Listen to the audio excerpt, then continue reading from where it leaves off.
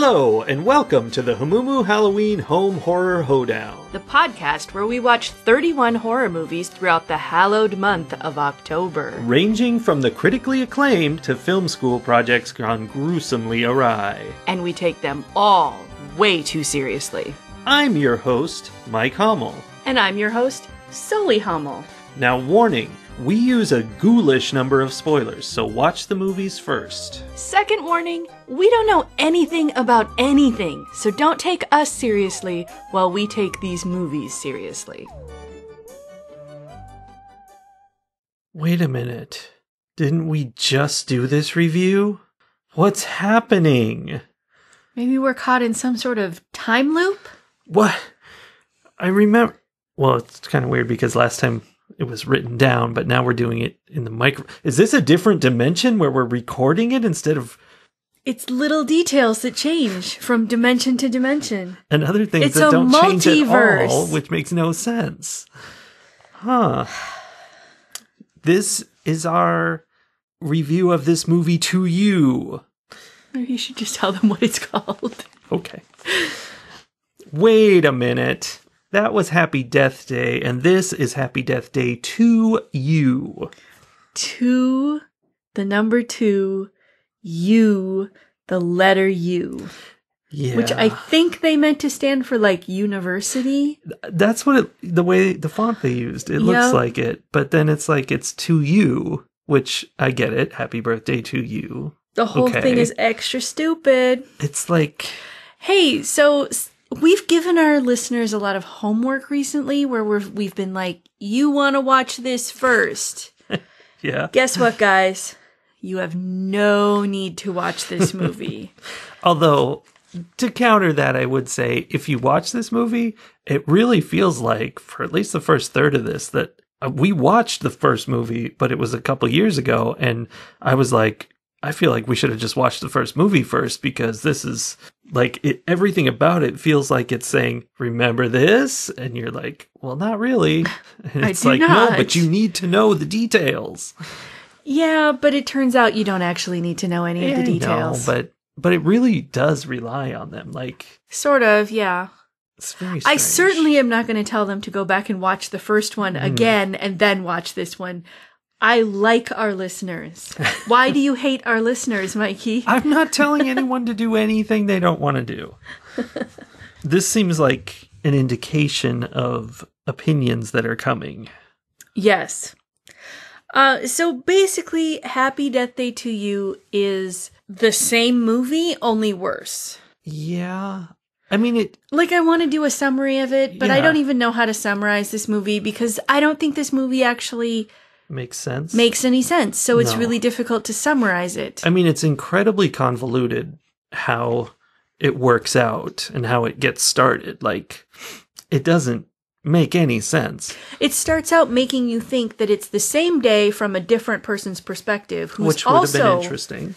looping back. And he does loop back a couple times, but then, for some reason... Sissy the Magic Machine, apparently. Yeah. We go back to Tree. Yep, that's still her name. Tree. You would think that would change in the other universe. Being the person who's reliving her day over and over again, which of course she's super angry about because she's already done it once. Mm-hmm. I was also super angry about that. Because you've already done this once. Right? Yeah, let's talk about that nickname, because things change from dimension to dimension, and you're going to tell me that in 2 different dimensions where things as dramatic as her mother's dead in one and not in the other, and she still has the same super bizarre nickname in both? Give me a break. Okay. Statistics say nah. Well, that's part of the problem with this movie is like you've got that sort of thing, that major change. Her mom is alive in this one. The guy who becomes her boyfriend in the first movie is dating someone else in this movie. Her arch nemesis. Like, I mean, these are real changes that would change the things that are happening in the world. But she gets up in the morning and walks through the exact same experience. The the other movie started with. Like, all the same people doing the same thing on the quad. Yeah, at one point in the beginning, when it's Ryan who's looping through his day, he has this thing about the butterfly effect. And then there's no butterfly effect anywhere in this movie. But I mean, that's just crazy. It is. If these major changes, and yet people are still going about their day in exactly the same way. Yep. What? No, it's ridiculous. So speaking of Ryan, I was going to say my biggest complaint, but I'm not sure that I can say that because I have a lot of complaints about this movie. But one thing that really, really bothered me about the story, about the writing, was that we start out with this whole thing where Ryan comes back and then there's two Ryans and he's trying to stop something terrible from happening and he fails. And then it suddenly changes to a completely different movie. Mm-hmm. And that whole plot line of Ryan trying to stop Ryan from doing what Ryan does completely gets thrown out the window. It does. It just disappears. I mean, I feel like, you know, when good Ryan goes and turns on the machine and evil Ryan doesn't want that to happen, eventually the machine goes off. And I think that erased or sent back evil Ryan, which I guess solves the problem, except the whole thing evil Ryan was doing was saying, we can't let him do this because it will make more problems. I mean, maybe he was just evil Ryan. Like, he was just evil. He did come in and then immediately become, it turned into one of those, no, don't kill me, kill him. Like within 3 seconds, he's trying to convince Ryan's friends to kill the actual Ryan from their universe. He really wants him dead. That much is quite clear. So I don't know. That whole thing was a very strange misdirect. Makes any sense. No. There's no world where there's no separate universe in which that makes sense. No. And it wasn't even like a good twist because as soon as somebody was chasing Ryan, I'm like, oh, this is himself. Like he's chasing himself to try to stop himself from doing something. It was super predictable and completely ineffective. And it didn't make sense with the plot of the movie. So, yeah, good deal. Dumb. But that brings me to what might be, I mean, we've got a lot to go, but this might be my biggest complaint. Okay. Which is this killer, which is a normal human being holding a kitchen knife with no surveillance of anybody, no advanced technology, no advanced knowledge, who is so utterly unstoppable that she has to commit suicide instead of, I don't know, going to a place that this person doesn't know she goes to. Yeah. You know? For 2 movies now. Yeah. She can't get away from a person holding a knife. And she has advanced knowledge of everything that's happening. Yeah. Oh, that's the worst part of it, is it makes no sense. It's very upsetting that this very low-tech killer is so supernaturally good at what they're doing. Yeah, it's very upsetting. I mean, like, if I were in this situation she was in, I'd be like, well, let me Google a random hotel, book a room, and go stay there. Like, they would never know. Problem solved. But I think part of the issue with that is that she has to be around to do the things that she needs to do, like to make them continue working toward fixing the problem. Like, if she just goes and hides in a random hotel, sure, she survives to midnight, but then she does the day all over again. Does she? We have not tested that theory. I think in the first one it did. Like, she just made it to midnight and then just woke up again the next day, starting all over again. That sounds either familiar or a scene from Groundhog Day. I'm not sure which. Well, here's the thing. There's only so much you can do with the idea that someone is looping in a comedic format. Like, I think that they ran into that problem and it made this, like, this movie wants to be funny, but there was a big chunk in the middle where she's like, well, I have to keep reliving this day and memorizing all of these new things and becoming an astrophysicist because that's the only way to carry the information over from day to day so that we can keep making progress, which I liked. But then their brilliant idea is that she die by suicide over and over and over again, and not in like a quick, painless way, but like in a series of horrific ways. Different every time. Like, she didn't find one she liked. That are all supposed to be, ha, so very, very funny. That was the worst part about that. That was like actually upsetting that they're playing this like rom-com cheerful music some little As peppy she, like, lyric song. leaps into wood chippers and swan dives off of clock towers and drinks bleach in the middle of the grocery store. And, Like, and what? she does it, and she like, someone in the grocery store sees her, and she's like, oh, here I go. I mean, it was really wrong. I think, okay, well, she knows that it's not going to kill her permanently, but she also knows it's going to hurt. Really bad, yeah. Like, it's established that she feels this stuff. In fact, when she wakes up the next morning, she feels the bleach on her throat. Yeah. Like, why? It just felt very inappropriate. It was so dark. Yeah.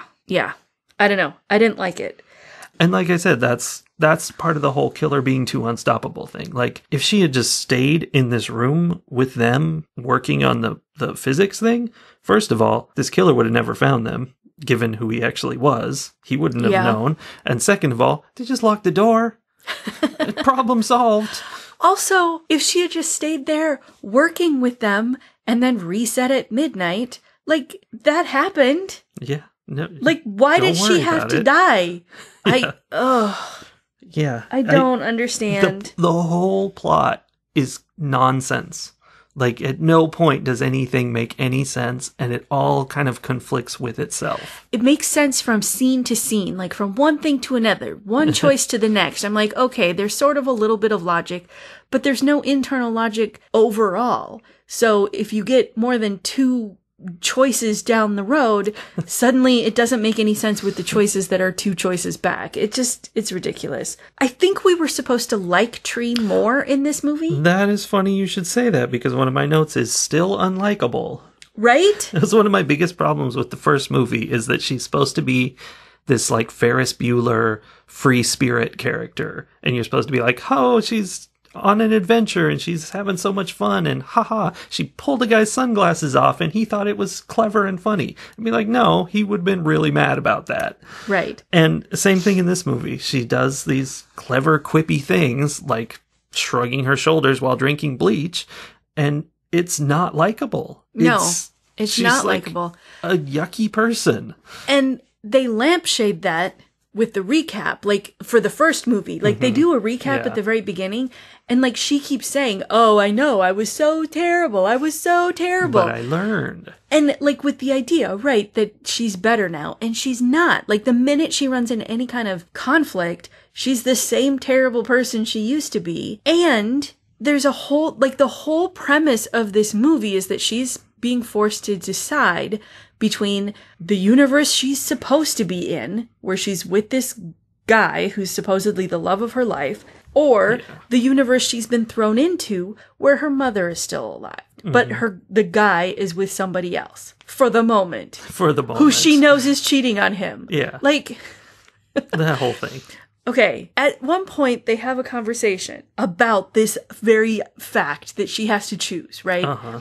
And he's saying, you have to go back because people in your universe will die if you don't go back. Yeah. And she hears that and responds with, I'm sorry I have to choose between the two of you, but I choose my mom. Right.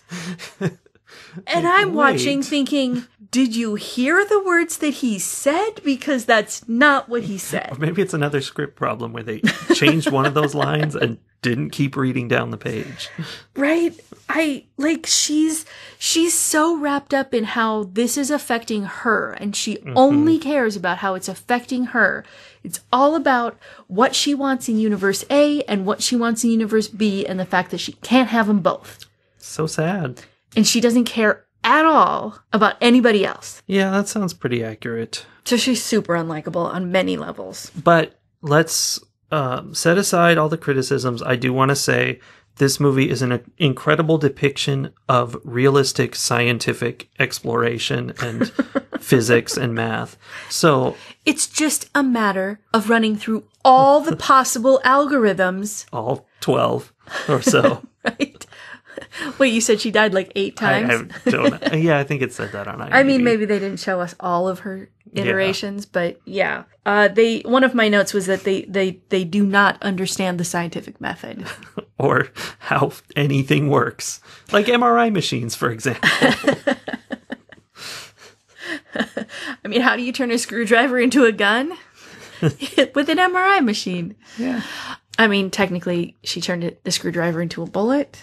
Yeah. One of the things that they really, really didn't understand about science, which seemed like it was way out of left field and would not have made any sense for somebody who was working in academia trying to come up with something, publish or perish. Yeah. The dean comes in and is like, I'm shutting this down. And he's like, what? Well, you're not making any, you haven't found anything. It's not a success. We can't patent anything. And he's like, oh, you mean it's all about the money? You're so shocked.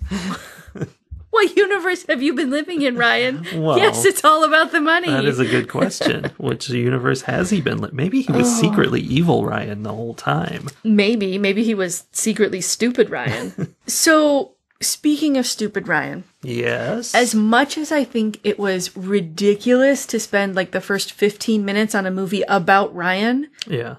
Just to have us watch a movie about Tree. I was really, really glad, actually, when it switched over to having Tree as the main character. Yeah.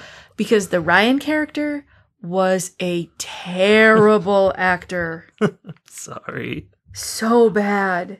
He had a very early Keanu Reeves vibe going on. Keanu Reeves is a superstar. Very bankable. This guy, it's next big thing. He may be hoping for that. Yeah, I don't know. It was painful watching him. Well, if you want to see something painful, what about this horror movie we were watching, by the way? This is a horror movie. Oh, it was supposed to be a horror movie. I mean, I don't know. When all of a sudden, like, it's going along, it's all light and silly, but, I mean, it's supposedly trying to be like a real world kind of feeling, though. Like... Is it? Well, I mean, it's not slapstick. It wasn't? What I'm getting at. She throws herself in a wood chipper with a smile. Yeah. But that makes sense in the story if you buy the fact that she would do those things, which doesn't make any sense. Anyway, what I'm getting at was when it goes so much worse, which is the blind French girl coming into the office, and the whole movie turns into this cartoon. The blind French girl who is neither blind nor French. It was like Mr. Bean? Yeah, with all the falling down and the running around and the funny faces. And you gotta hit him with your cane. And yeah.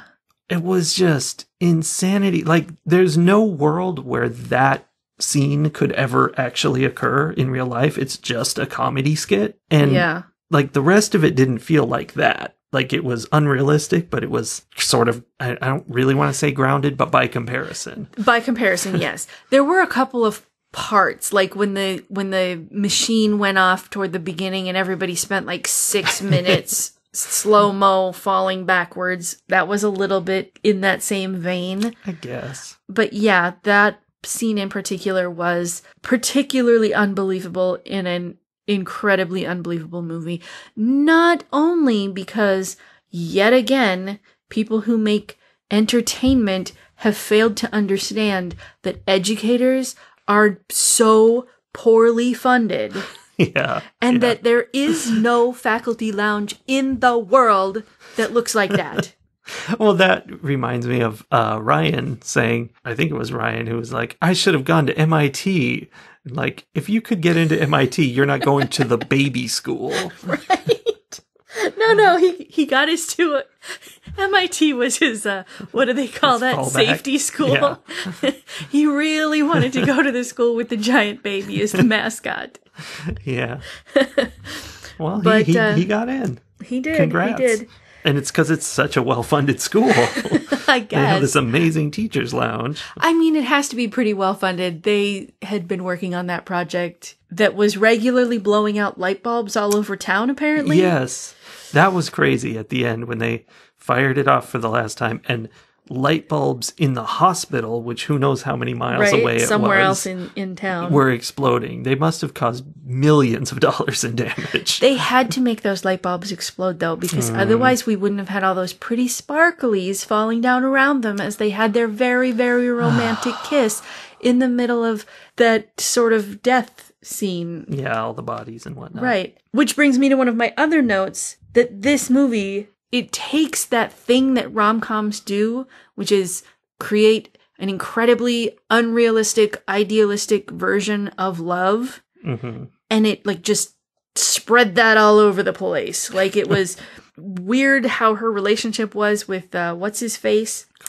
Carter. But it was also super weird how they made her relationship with her mother like this idealistic thing. Like she's sitting there and having this, spewing out how beautiful her mother is and how much she loves her, and her mom's not going, like, did you get hit on the head? Like, what is wrong with you? Because she was acting bizarre. Well, and when her mom first showed up at the lunch, it was supposed to be a special moment because, we don't think she's alive, and she appears, and instead of just walking over, she stands 10 feet away and is like, here I am, honey. Even though she doesn't think she's been dead. She thinks this is just a normal lunch.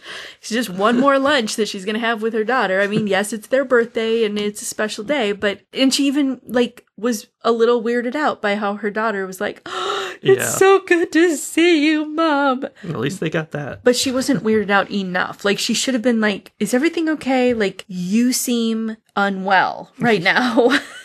I don't know. Yeah, so it was all very idealistic, and it sets up these unrealistic expectations. As a woman who has a mother, looking at that, it was sort of painful to be like, oh, I wish I had a relationship like that with my mom. Just like people look at rom-coms. Nobody does. No, nobody does. My relationship with my mom is not that bad, even. And still, it was like, oh, look. But that's what rom-coms do, is they're poison. Yes, they take the realism out of human interaction and then make you feel terrible for not being able to live up to their hyper-perfect standard. This movie does take the realism out of everything it touches. Yes. I would agree. I feel like it's the writing. With just like, the script just doesn't go anywhere, doesn't make any sense. It's just like they didn't understand basic cause and effect and things like that. And they just sort of threw things together. I got the sense that they didn't care. That this movie was just, like, they were having fun making it, and they were putting zero thought into, they were very much like Tree. It's all about what they wanted and what they, how it felt to them, but they weren't going to put any thought into anything else. Well, let's not put any thought into having a scene where someone just happily drinks bleach in the middle of a grocery store. What blows my mind about that is, studio guy comes and visit the set on that day and is like, what are you filming? Or like the studio we have lawyers. Liability here. Yeah. Right? I mean, if nobody else, lawyers themselves would be like, ooh, yeah, I don't think that's a good idea. This stuff is usually frowned upon. But I don't know. Jumping back to that word horror. Yes. The horror in this movie is kind of like Scream. It's a guy with a knife kind of sneaking up behind you and stabbing you. And that occupies like 40 seconds of the entire movie. Yeah. And it's not even remotely intense in any way. They did a better job of that in the first one. Yes, I was going to say that. The first one felt more kind of like a Scream movie. And the thing is, this idea could be deeply horrific. This, you're stuck living this loop over and over and the killer keeps getting you and you can't get away. Like, that's a terrifying scenario, but not the way they do it, which is fine, but don't bill it as horror. So here's one thing. I think I mentioned the other day that I was reading all of these little horror flash fiction pieces and people were like, this is horror, this isn't horror, or whatever. Yeah. I really like the ones where human nature is the horror. Like something we let go of morality or ethics just a little too much and then become horrific, right? Yeah. And there was just a brief glimpse of that at the end of this movie, which it doesn't make up for the whole rest of the movie in any way. But there's an idea here, there's a kernel here that could make for a really horrific movie, which is at the end, after everything is resolved and she goes back and she's, love of her life, whatever, it's all yay. DARPA. Her mom's dead, yay. Right. Her mom is dead again. DARPA takes control of this machine, this time loop machine. Yeah. And asks them to come and help work it out because they, all of these scientists can't figure out what these 5 college students figured out. Sure. But they're like, oh, we're going to need to recruit someone to participate in a time loop, in a test. Yeah. And first of all, that's pretty horrific because we already know how broken this thing is. Like, it is not functioning properly. They should not be doing human testing yet. Yeah, that's true. Again, they do not understand the scientific process.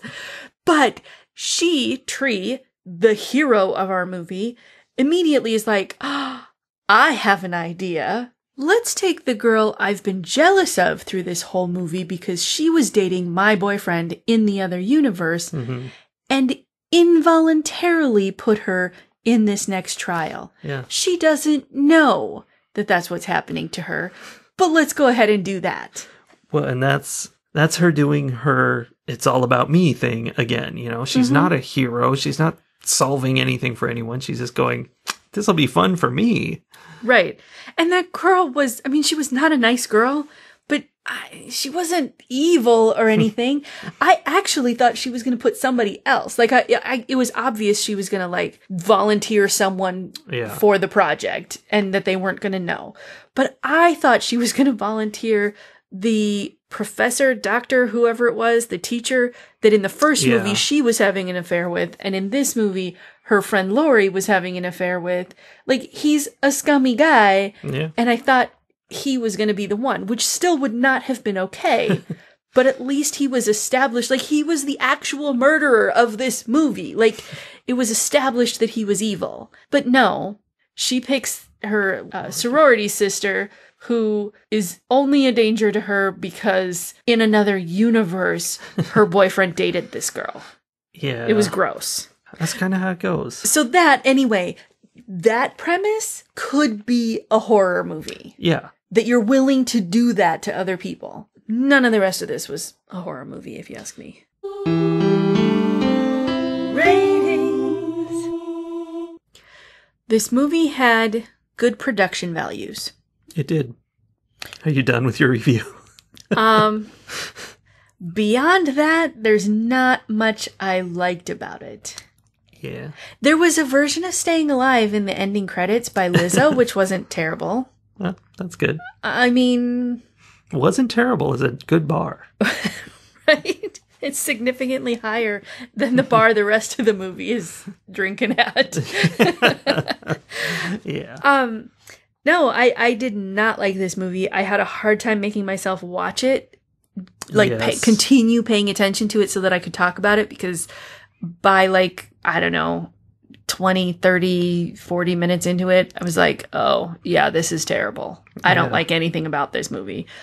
Yeah, it was just, I knew it was going to be bad. The first one was not great, but it was not great in a way that was still okay to watch. It was kind of funny and entertaining. Uh-huh. And this one is just a slog. It just wasn't fun. And then there were parts where I'm like, oh, the people who made this think this is funny, and that makes me feel very disturbed. That's what I got out of a lot of it. The end part you were talking about, where she sacrifices a friend. And I don't like any of that. It was just not good. So I was actively rooting for their plan that was supposed to be the solution, the climax of the movie. I was actively rooting for their plan to fail. Just because it would have been more interesting than what was going on. Don't you think that would have meant the movie would have just kept going for another loop? I did have that thought, and I was like, oh, I'm really glad it's not going to fail, because that means the movie's almost over. But I was like, ugh, I really want the dean to unplug this machine here at the last second, because all of this is gross. Yeah. So anyway, I am just going to give this movie 1 weaponized science idea out of 5. Wow. Yeah.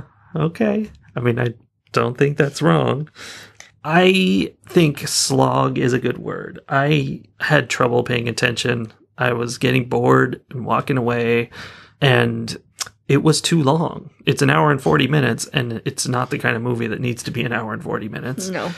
There was an emotional goodbye scene in the middle of the movie where she it wasn't just her mom. She went around to different characters and gave them a speech because she knew she was going to leave this universe and she wanted to leave it on a good note. Mm-hmm. And I was like, okay, whatever. And when it was over, then, she was getting ready to go and they had to reset it for another reason. And I'm like, oh, are they going to do that again? What? And that was a point where she was like, no, we have to go through with this.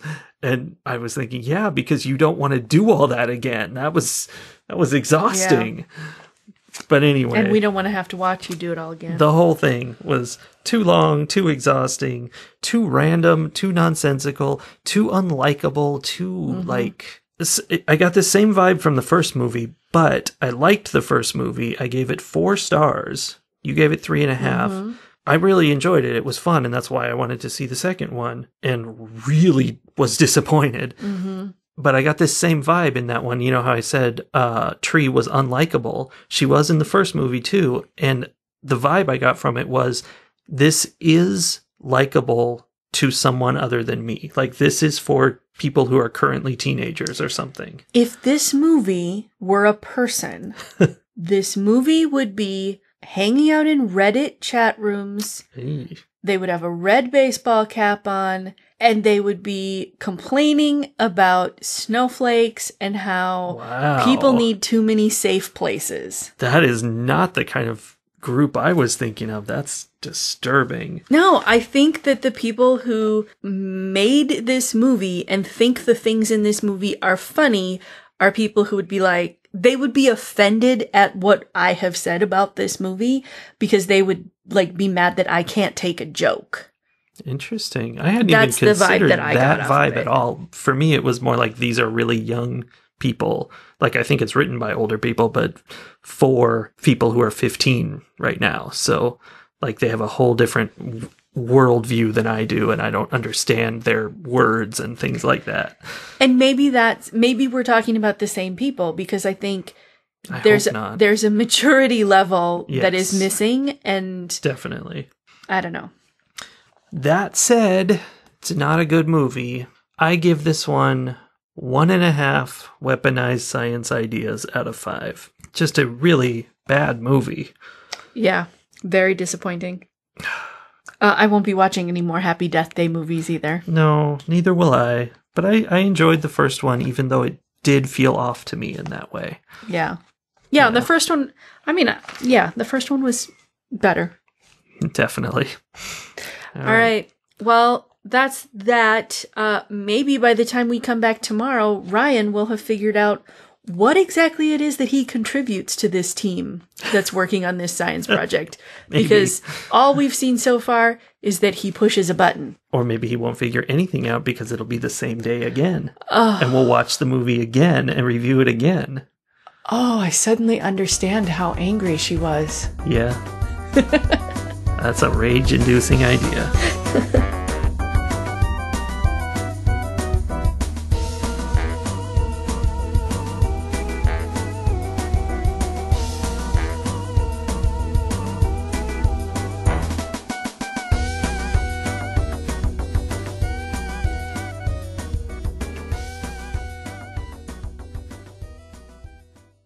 I don't know why it made me think of that. I'm just going to delete this part. Why? I looked it up. It was interesting to me. I mean, it was fine. You could have kept going.